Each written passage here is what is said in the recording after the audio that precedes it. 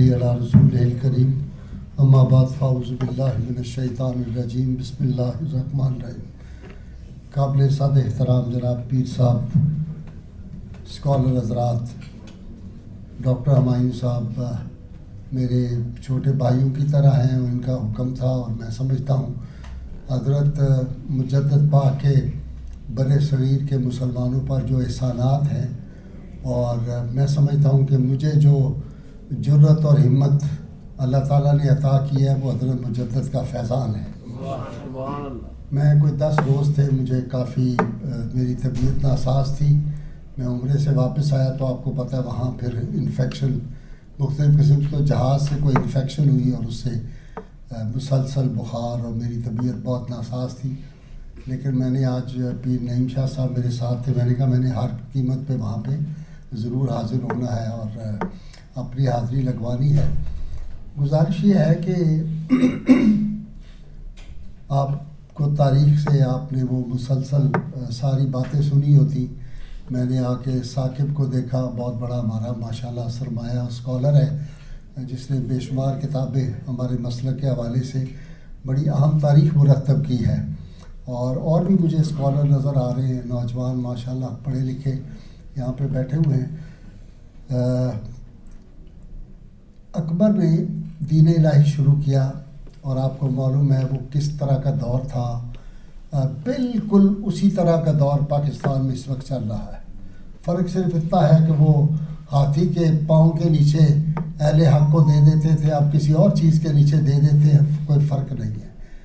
میں عمرے سے واپس آیا تو آتے ہی میری طبیعت بہت زیادہ ناساز تھی، لیکن جب میں نے دیکھا کہ یہاں پہ تو ختم نبوت پہ ڈاکہ پڑ گیا ہے اور سارا ملک خاموش ہے، کسی طرف سے علماء کی طرف سے، مشائخ کی طرف سے، کسی طرف سے کوئی سانس بھی نہیں لے رہا، اور میں نے سمجھا کہ یہ اگر اس وقت ہم خاموش رہے تو یہ جتنی ہماری محنت اور 53 میں جو خون نبی کریم صلی اللہ علیہ وسلم کی ناموس اور آپ کی ختم نبوت کے لیے بہا تھا، اور اسی طرح جو بہت شکریہ جو 1974 کی تحریک ختم نبوت تھی، جس پہ کتاب میرے عزیز ثاقب نے بڑی محنت سے تیار کی ہے، ہم نے وہ جنگ جو تھی وہ پہلی صفوں میں لڑی تھی۔ علامہ شاہ مندرانی، مولا عبدالستار خان نیازی، مولا احمد علی قصوری، میں، مولا غلام علی اکاڑی، ہم اگلی صفوں میں لڑے۔ بڑے مقدمے، بڑے جوانی تھی ہماری، نوجوان تھے، ہم نے بڑا زوردار وہ جنگ جو لڑی تھی۔ تو میں نے دیکھا وہ تو ان شہداء کے خون سے غداری اس ملک میں ہو گئی، یعنی جب یہ اجازت آ جائے کہ جناب وہ اپنا قرآن بھی چھاپ سکتے ہیں جس میں جہاں جہاں محمد رسول اللہ لکھا وہاں لکھا ہے مسیح موعود، اس سے مراد مرزا ہے، کیا اس بات کی اجازت دے دی جائے کہ کہا جائے کہ جی محمد رسول اللہ سے مراد جو ہے وہ مرزا قادیانی ہے، اس کی اجازت ہم دے دیں گے؟ اور اس طرح کی خرافات کے جہاں نبی کریم صلی اللہ علیہ وسلم آج جلوہ فگن ہے، وہ گندی اور غلیظ جگہ ہے، نعوذ باللہ من ذالک، اس کی اجازت ہم دے دیں؟ فحشہ عورتوں کو سیدہ فاطمہ اور سیدہ خدیجۃ الکبریٰ، سیدہ عائشہ صدیقہ کے برابر کہہ دیا جائے، ہم اس کو برداشت کر لیں؟ تو یہ کیا ہو گیا ہے؟ تو میں نے دوسرے دن اللہ تعالیٰ کے فضل و کرم سے پیغام کیا، وہ آپ نے اس کے کلپ دیکھے ہوں گے، سخت باتیں کی، اور یہ مجددی فیض تھا، مجدد افسانی کا یہ فیض تھا، ورنہ جب سارا ملک خاموش ہو تو کون بندہ جرأت کرتا ہے؟ تو اللہ کا شکر ہوا کہ ایک دن پروگرام کیا، پھر میں نے دوسرے دن پروگرام کیا۔ میں نے کہا کہ یہ ہم رسول اللہ کے نام پہ ساری عمر روٹیاں کھاتے ہیں، اور ہمارے جتنے یہ ٹور ٹپے، یہ آج کے جو ویگو ڈالوں پہ چڑھے ہوئے لوگ ہیں جن کے پاس گدی نہیں ہوتی تھی، سائیکل نہیں تھی، ویگو ڈالوں پہ ہیں، یہ جو تم لیڈرشپ بن گئے ہو، یہ رسول اللہ کا نام لے لے کے بیچ کے ہم یہاں تک پہنچے ہیں، تو کیا تمہاری غیرتیں کدھر چلی گئی ہیں؟ تو شکر ہے خدا کا کہ سب سے پہلا مولانا فضل الرحمان جمیعۃ علماء اسلام۔ دیکھیے ایک بات میں آپ سے عرض کروں، جب رسول اللہ کی ناموس کا مسئلہ ہو تو ہمیں تعصبات سے ابھرنا ہوگا۔ ممتاز قادری کبھی پھانسی نہ لگتا، میں نے ہاتھ جوڑے میرے پاس جب علماء آئے تھے کہ اس کو ملت کا مقدمہ رہنے دو، اگر 74 میں بھی بریلوی الگ ہوتے، دیوبندی الگ ہوتے، اہل حدیث الگ ہوتے، شیعہ الگ ہوتے، تو آپ کا کیا خیال ہے کہ یہ 74 کی تحریک کامیاب ہو سکتی تھی؟ ان کو غیر مسلم قرار دیا جا سکتا تھا؟ میں نے کہا ممتاز قادری کے مسئلے پہ اکٹھے ہو جاؤ خدا کے لیے، ملت کا مقدمہ بناؤ، یہ بچ جائے گا. لیکن نہیں، کسی نے انہوں نے کہا یہ کریڈٹ لینا ہے، مال پانی جو ہے وہ کوئی اور لے جائے، ہمارا مال پانی کدھر جائے گا، غازی صاحب کی باتوں پہ کون اثر کرتا ہے. تو یہی بات آج اگر وہ نہ شروع کرتے، فضل الرحمان اور وہ جو دوسرے ان کے ایک حیدری صاحب ہے، عبدالغفور حیدری، اس نے شروع کیا، احسان اللہ ظہیر کے بیٹوں نے شروع کیا، پھر مفتی منیب صاحب کا بیان آ گیا، پھر کوکب نورانی کا بیان آ گیا، پھر حسین الدین شاہ ہاشمی صاحب جو ہیں پنڈی والے، ان کا بیان. شکر ہے خدا کا کہ ہماری صفوں سے بھی آواز اٹھی، اور اس کا نتیجہ یہ ہوا کہ اب جن لوگوں نے یہ سازش کی تھی وہ اب بیک فٹ پہ جا رہے ہیں. اور کل انشاءاللہ تعالی مجھے پوری امید ہے کہ وہ اس سے رجوع بھی کریں گے اور توبہ بھی کریں گے. اور یہ ہم نے سونا نہیں ہے. رسول اللہ صلی اللہ علیہ وسلم کی ختم نبوت وہ اسلام کی بنیاد ہے. اگر یہ ڈھہ گئی تو اسلام ڈھہ جائے گا، ختم ہو جائے گا اسلام. ہمارے ہوتے ہوئے اس ملک میں کوئی یہ کہے کہ میں محمد رسول اللہ ہوں، اصل محمد رسول اللہ میں ہوں. محمد رسول اللہ جو تھے وہ تو پہلی رات کے چاند تھے، میں 14ویں رات کا چاند ہوں. ان کو جو چیزیں نہیں سمجھ آئی تھی وہ آج ہمیں سمجھ آئی. آج کوئی ہمیں اٹھ کے لونڈا لپاڑا یہ سمجھانے کی کوشش کرے کہ جی سب کو مذہب کی، سب کو دین کی آزادی ہونی چاہیے، لا اکراہ فی الدین، دین میں سختی نہیں. یہ سیدنا صدیق اکبر کو سمجھ نہیں آئی جنہوں نے 1200 صحابہ جو تھے ذبح کروا دیے جنگ یمامہ میں، جنہوں نے 800 حفاظ، وہ ایک صحابی پوری امت کے اقطاب، صلحاء، اغواص سب جمع ہو جائیں، ابدال جمع ہو جائیں، ایک صحابی کا مقابلہ نہیں کر سکتے. اور 800 تو صرف وہ تھے جو حفاظ قرآن تھے، 1200 ٹوٹل شہید ہو گئے. اور رسول اللہ صلی اللہ علیہ وسلم کی ظاہری حیات میں 82 جنگوں میں ٹوٹل جو کیجویلٹی ہوئی تھی وہ 259 ہوئی تھی. 82 جنگوں میں 259 ساری کیجویلٹی، اور یہاں 1200 صحابہ ذبح کروا دیے. سیدہ صدیقہ اکبر کو پتہ ہی نہیں چلا لا اکراہ فی الدین. اور آج کے لونڈے لپاڑے اور آج کے دانشور جو ہیں ان کو سمجھ آیا کہ لا اکراہ فی الدین کیا ہوتا ہے. تو اس لیے میں سمجھتا ہوں جو حضرت امام ربانی مجدد الافسانی کے نام پہ یہ جو سوسائٹی ہے، اللہ تعالیٰ صوفی غلام سرور صاحب ہمارے دوست تھے. میں کل رات کو سوچ رہا تھا کہ 1970-71 میں ہماری نشستیں رہتی تھی میاں جمیلہ مشرقی رحمۃ اللہ علیہ کے ساتھ، اور وہ صوفی صاحب بڑے طرح طرح کے کھانے بنا کے، وہ مجھے زردہ یاد آ رہا تھا کہ وہ اس میں بڑے میوے ڈالتے تھے اور لے کے آتے تھے. اور یہ ان لوگوں کا فیض ہے. اور یہ سنہری روایت جو ہے یہ ڈاکٹر ہمایوں عباس جیسا علمی شخصیت، قد و کاٹ کا آدمی جو ہے وہ اس میں شامل ہو. جمیل اطہر صاحب مجھے نظر نہیں آ رہے، اللہ ان کو بھی صحت دے، شاید وہ بھی علیل ہیں، اللہ ان کو صحت دے. تو یہ ایک جو قافلہ اشاق ہے اس کو جاری رہنا چاہیے. مجدد الافسانی کے یوم جو ہیں وہ تو جگہ جگہ منانے چاہیے. یہ برے صغیر میں اگر اس وقت بھی چپ کر جاتے، مجدد پاک چپ کر جاتے، تو اس وقت بھی میر جعفر اور میر صادق قسم کی چیزیں، ابو الفضل فیضی تھے جو اس کو کہتے تھے جناب جو ہے وہ نبوت کا اعلان کرے سیدھا. اگر مجدد پاک نہ ہوتے تو کوئی نیا نبی اس وقت بھی کھڑا ہو جاتا. تو اس وقت یہ جو مجددی فکر ہے یہ کیا ہے؟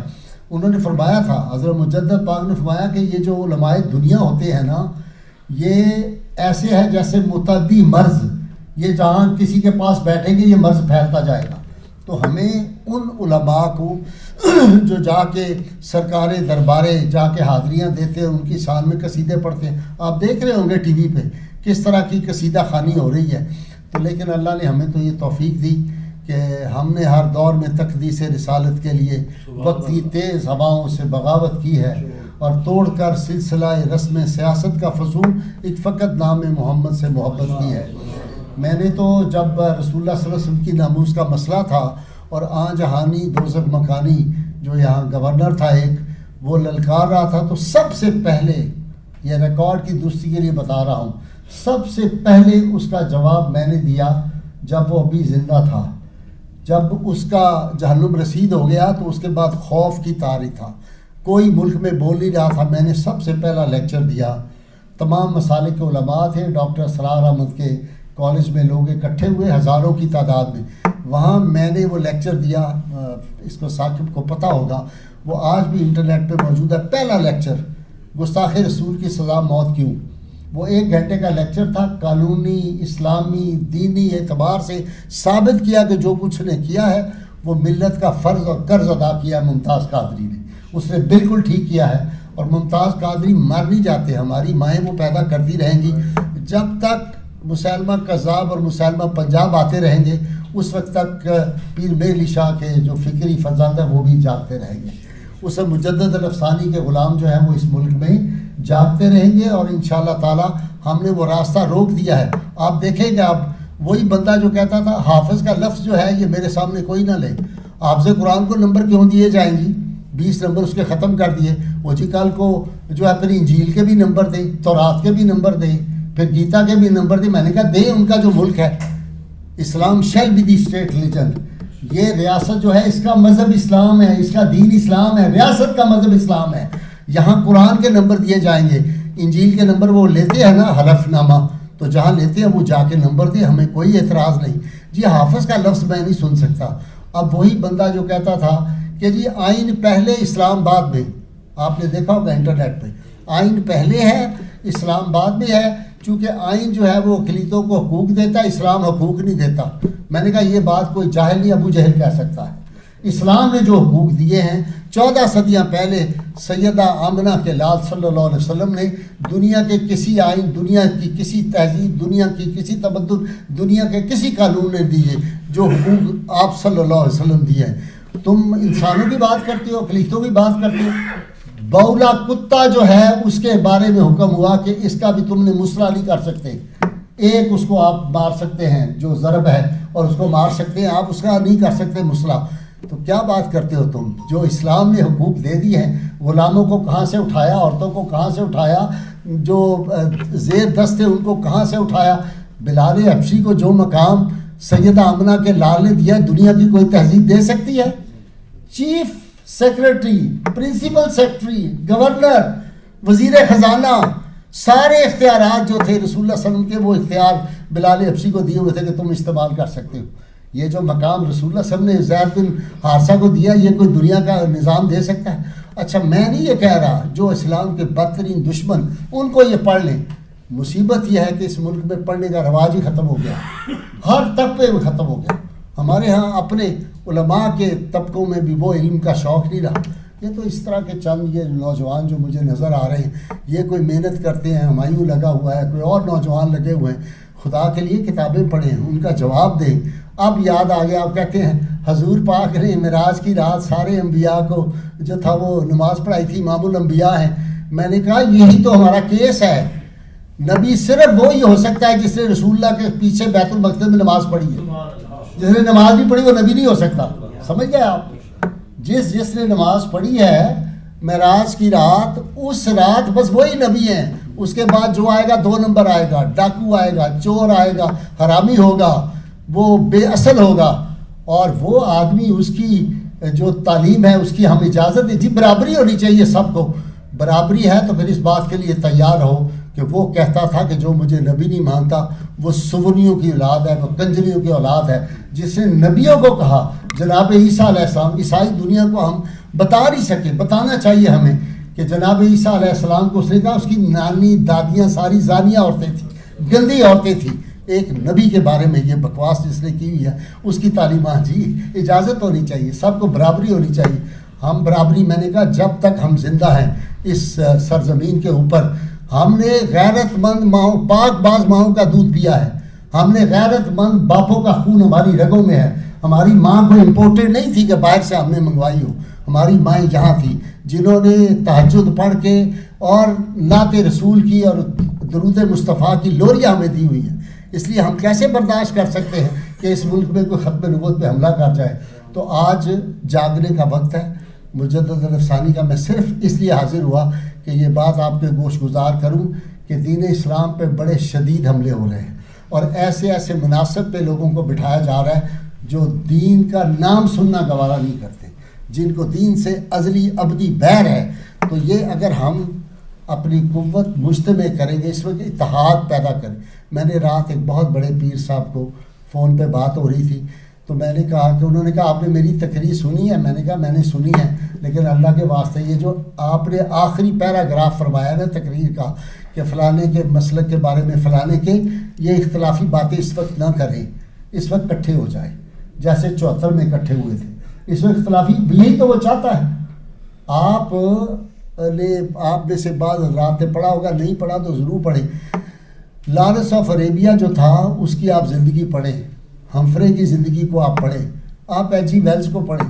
وہ سارا طریقہ واردات ہی یہ ہے ان کا کہ مسلمانوں کے اندر کیا کرتا تھا جو تھا. لارنس آف عربیہ خود اس نے اپنی آٹو بایوگرافی میں لکھا کہ میں کرتا تھا کہ ایک مولوی صاحب کو بلاتا تھا اور میں کہتا تھا سر آپ کا مسلک سچا ہے، یہ فلانے ہیں تو آپ یہ کام کریں، دین کا خدمت کریں. میں اس کو پیسے دیتا تھا. کہتا ہے اگلے جمعے جا کے وہ دوسرے مسلک کی دھجیاں اڑاتا تھا. پھر میں اس مولوی صاحب کو بلاتا، اس سے ملتا، اس کو میں جا کے کچھ پیسے پیش کرتا اور کہتا حضور یہ بکواس ساری اس نے جمعے میں آپ کے خلاف کی ہے، آپ اس کا بھرپور جواب دیں. وہ مولوی جواب دیتا تھا. کہتا ہے اس طرح میں ان کے درمیان اختلافات پیدا کرتا تھا. میں جو تھا افغانستان کا اس وقت کا سربراہ جو تھا مسلمانوں کا، اس کی بیوی کی فوٹو اوپر لگا کے، چہرہ اس کا لگا کے، نیچے فلم سٹاروں کی میں فوٹو کاٹ کے وہ لگا دیتا تھا. کہتا تھا یہ دیکھو تمہارے سربراہ کی بیوی جو ہے یہ اس نے بے حیائی کا لباس پہنا ہوا ہے، اور مولوی اس پہ دڑا دڑ تقریریں کرتے تھے. کہتا ہے اس طرح ہم نے انتشار مسلمانوں میں اس پہ لڑائی کرائی. تو اس لیے اگر ہم نے ختم نبوت کی حفاظت کرنی ہے تو خدا کے لیے اس دور میں ختم نبوت کی، ناموس رسالت کی حفاظت کے لیے اختلافی باتوں کو چھوڑ دیں. یہ ہم بعد میں کر لیں گے 11ویں شیف کے جواز کا، آمین اونچی کہ آپ نیچی پڑھنی چاہیے کہ نہیں. ہم کن باتوں پہ لڑ رہے ہیں؟ ہم سیدہ فاطمہ سلام اللہ علیہ، ایک کہتا ہے خطا کار تھی، دوسرا کہتا ہے خطا کار نہیں تھی. ایک کہتا ہے امام حسین اس دن پیدا ہوئے تھے، دوسرا کہتا ہے نہیں ہوئے. حضرت علی جو تھے وہ کعبے میں پیدا ہوئے تھے، حضرت کعبے میں پیدا ہوئے تھے. یہ دین کی بنیادیں ہیں. یہ ہمیں قیامت میں جا کے ہمیں قبر میں پوچھا جائے گا کہ حضرت علی کہاں پیدا ہوئے تھے، کہاں نہیں پیدا ہوئے تھے.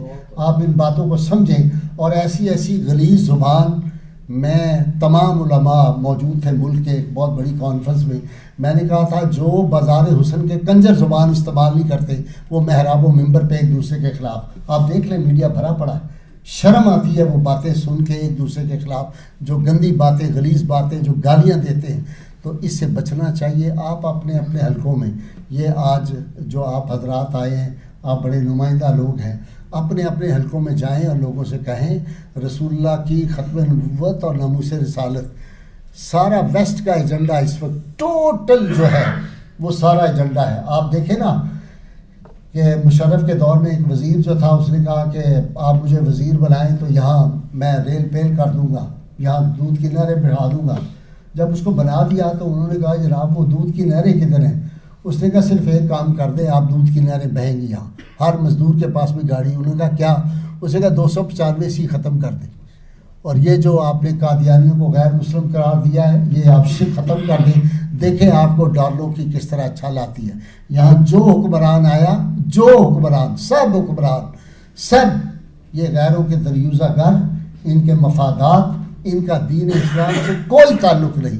ان کو دین کی اتنی ضرورت ہوتی ہے الیکشن آئیں تو پھر ان کو رسول اللہ صلی اللہ علیہ وسلم یاد آتے ہیں، انشاءاللہ یاد آتا ہے. یہ سارا کچھ جو ہی الیکشن گزرے، سب سے زیادہ جو ان کا دشمن ہوتا ہے وہ اسلام ہوتا ہے، ناموس رسالت ہوتی ہے، ختم نبوت ہوتی ہے. یہ نام نہیں سن سکتے. میں تو اللہ نے مجھے توفیق دی، میں جس فورم پہ رہا ہوں، جہاں رہا ہوں، حکمرانوں کے سامنے ان کے منہ کے اوپر بیٹھ کے، جامعہ نعیمیہ میں اگر آپ میں سے کوئی تھا یاد ہو آپ کو تاریخی، اس وقت کا وزیر اعظم موجود تھا، تمام مشائخ موجود تھے، چورے شیب والے پیر صاحبان بھی موجود تھے، سارے پاکستان کے، سرفراز نعیمی شہید موجود تھا 1998 میں. میں نے وزیر اعظم اس طرح سامنے بیٹھا تھا، وہ ریکارڈڈ موجود ہے. میں نے کہا میں سن رہا ہوں کہ آپ 295 پہ کوئی سودے بازی کرنے والے ہیں. اللہ کے واسطے تم نے نیک ماں اور نیک باپ کی اولاد ہو. ساری دنیا کی عزتیں، شرافتیں، عظمتیں، رفتیں رسول اللہ صلی اللہ علیہ وسلم کے تصدق ملتی ہیں، دربار مصطفیٰ سے عظمتیں ملتی ہیں. حضور کے ناموس کے ساتھ سودا نہ کرنا، ورنہ پھر میں نے کہا تھا، وہ مجید امجد نے کہا تھا کہ سیل زماں کے ایک تھپیڑے کی دیر تھی، تاج و کلاه و تخت کے سب سلسلے گئے، 5-6 ماہ بعد حکومت ختم ہو گئی تھی. اب بھی جن لوگوں کو یہ غلط فہمی ہے نا، کہ ناموس ختم نبوت پہ ہم سودے بازی اندر خانے کر لیں گے، ناموس رسالت پہ کر لیں گے، وہ خبردار رہیں۔ اللہ جو ہے نا اس کی طاقت وہی ہے، وہ جب چڑیوں سے باز مرواتا ہے، وہ ابابیل سے ہاتھی مرواتا ہے، اس کی طاقت میں کمی نہیں آئی، نہ وہ کمزور ہوا نہ وہ بوڑھا ہوتا ہے، سنۃ ولا نوم، نہ اس کو نیند آتی ہے، وہ ہر وقت اس کی قدرت جیسی تھی وہ ہے، اور وہ جب چاہے جیسے چاہے۔ وہ کہتے ہیں جی وہ اللہ نے تو کہہ دیا انا انزلنا کیا ہے، انا لہ لحافظون، انا نحن نزلنا الذکر و انا لہ لحافظون، ہم نے قرآن کو اتارا، وہ قرآن کی حفاظت خود رب کر لے گا۔ میں نے کہا حضور کو سمجھ ہی نہیں آئی، آپ نے دندان مبارک بھی شہید کروا لیے، آپ نے اپنے چچا جان شہید کرا لیے، اتنے بڑے جو تھے مصعب بن عمیر جیسے حسین جو شہزادے شہید کروا لیے، حضور کو پتہ ہی نہیں چلا کہ بھئی اللہ کا کام ہے، ہم گھر بیٹھے ہوتے، امام حسین کو بھی نہیں پتہ تھا، وہ بھی گھر بیٹھے رہتے۔ یہ آج کے دانشوروں کو پتہ ہے کہ جی وہ اللہ نے حفاظت کا ذمہ لیا، اللہ نے حفاظت کا ذمہ لیا ممتاز قادری کے تھرو، وہ کہتا میں اس طرح حفاظت کرتا ہوں، میں غازی علم الدین شہید کو بھیجتا ہوں، میں اس طرح حفاظت کرتا ہوں اپنے محبوب کی۔ واللہ یعصمک من الناس کا یہ مطلب نہیں ہے کہ رسول اللہ کو گالیاں پڑتی رہیں اور تم گھر بیٹھے رہو، حضور کی شان میں گستاخی کرے تم گھر بیٹھے رہو، نہیں، وہ یہ ہے کہ تمہیں کل کو کیا جواب دینا ہے۔ ہم رسول اللہ صلی اللہ علیہ وسلم کے غلام ہیں، ہم کسی کو اس ملک میں اجازت نہیں دے سکتے وہ حضور کی ختم نبوت پہ ڈاکہ ڈالے یا حضور کی ناموس پہ کوئی ڈاکہ ڈالے۔ ہم بیدار ہیں اللہ کے فضل و کرم سے۔ یہ امت میں ہمیشہ ایک بات کہتا ہوں، ڈاکٹر ہمایوں کو پتہ ہے، بار بار دہراتا ہوں، یہ امت عمل میں کمزور رہی 14 صدیوں میں، عشق میں کبھی کمزور نہیں رہی۔ وہ اسرائیل کی ایک خاتون نے کتاب لکھی تھی، اس نے کہا مجھے لگتا ہے کہ یہ جو مسلمان مائیں ہیں یہ جب اپنے بچوں کو دودھ پلاتی ہیں، وہ گھٹی دیتی ہیں، اسی میں دودھ میں ہی رسول کی محبت بھی پلا دیتی ہیں۔ کہتی ہے نماز کوئی پڑھتا ہے نہیں پڑھتا، روزہ رکھتا ہے نہیں رکھتا، ان کے پیغمبر کے خلاف بات کرو تو اسی وقت اس کے ہاتھ میں جو ہتھیار ہو وہ لے کے کھڑا ہو جاتا ہے۔ اور یہ بات ہم نے علامہ اقبال رحمۃ اللہ علیہ سے سیکھی ہے۔ تو اس لیے وہ فاقہ کش کے موت سے ڈرتا نہیں، ذرا روح محمد اس کے بدن سے نکال دو، یہ سازش کامیاب نہیں ہوگی۔ وہ کی محمد سے وفا تو نے تو ہم تیرے ہیں، آسمان سے یہ آواز آتی کہ محمد سے وفا تو نے تو ہم تیرے ہیں، یہ جہاں چیز ہے کیا لوح و قلم تیرے ہیں۔